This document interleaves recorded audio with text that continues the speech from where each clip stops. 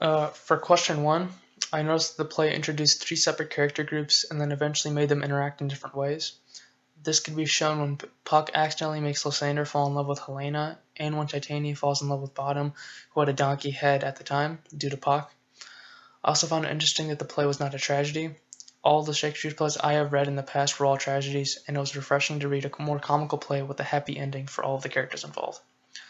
For question two, a perspective that I see shown in this play is love and the difficulty that can come with it. This is primarily shown by the group of Lysander, Demetrius, Hermia, and Helena.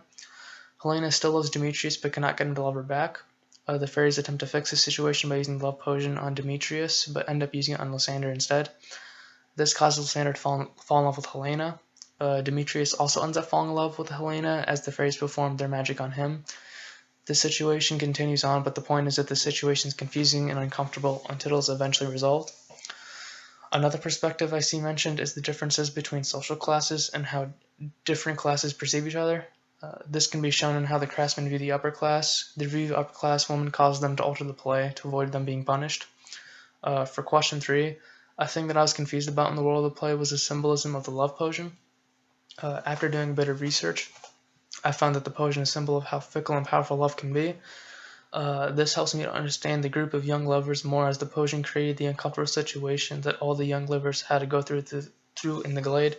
Also represents the situation as a whole. And then for question four, the play depicts men ruling over women. This can be shown at the beginning of the play when Aegeus threatens to subject Hermia to death if she's not married to Demetrius. This situation also shows women standing up for themselves, as Hermia says she would rather die a nun or be a nun than marry Demetrius. Men are also depicted as being more physical, like how Theseus first met Hippolyta through combat, and how Lysander and Demetrius attempted to end their feud over Helena with a duel. The role of women can be shown as them being more like objects to be won over. This can be shown as how Lysander and Demetrius both seek Hermia at the beginning. There are some role reversals, however, like when Helena is being chased after Demetrius. These depictions show that the play was fighting against them while also abiding by it. For question five, I feel as if having men playing women made the female characters feel like more of a joke, making the members of the audience take the female characters less seriously. Hermia and Helena being played by males probably made this scene where they were arguing more funny and less serious than it might have been. It also would have made Hermia standing up to Aegeus towards the beginning of the play less impactful. And then for question six, one question I have is, why were Theseus and Hippolyta barely used in the play? They both seem like major characters but only appear at the beginning and end of the play.